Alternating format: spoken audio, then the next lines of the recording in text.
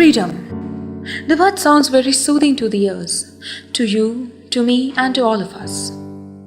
But is it as simple as it sounds? Let's recall the cries and the sacrifices of those who sacrificed to get the nation free from the 200 years long reign of the British rule. The fights, the battles lost and won, the lives lost on the streets of India, which witnessed guns shooting down agitating Indians and got painted in their blood. Today, once more, let's hear their story and recall them. It's a fact that nothing comes for free, but just to free our nation, was partition a desirable price that we were supposed to pay? Not to occupy, but to free our own motherland, families were destroyed, men were killed, women were raped, and children were tortured. On the very own soil, Indians were treated as slaves, and many were bound by the laws made by the invaders. Today we, the countries which people know as the most conflicted neighbors some time back, fought the freedom struggle together. The sacrifices did not just belong to us. The two borders of Bengal and Punjab overnight turned identities of thousands of Indians into refugees. These borders supposedly amputated two arms of our motherland. While some died on the way to unforeseen fate, some faced brutality even after losing everything. Death turned out to be the best escape.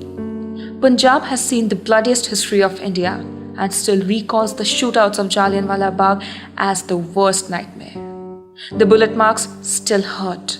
The pain is subdued by the medicine of time. But the talk of the day, the recall of the cries of the children, the noise of the people jumping into the well, and the sound of the open fire still haunts every Indian. The demanded equality in food standards, clothing, toiletries, and other hygienic necessities, as well as access to books and a daily newspaper.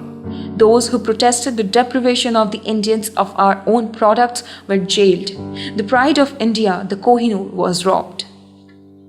India lost inspirations like Netaji, willpower like Pritilata and Kalpana, courage like Surya Sen, spark like Khudiram, fighter like Bhagat Singh, and many more of such treasures whose mention can probably not be stated within such short span.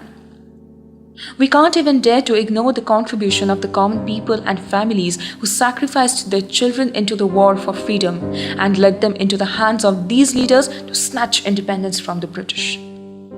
There was fire in the eyes of these rebels who did not just want to get rid of the ruthless and cruel empire, but also to uproot them.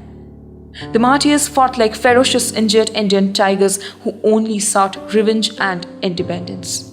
While revenge was for torturing and killing innocent people, independence was to get the country out of the clutches of the invaders who had almost drained every available resource that was our treasure.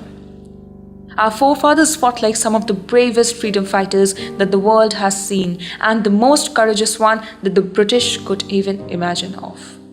So this Independence Day, let's recall the sacrifices and cries of our ancestors and pay a tribute to all those families who lost their children in the war to free India. Let's spread happiness and peace. Happy Independence Day, India. Jai Hind.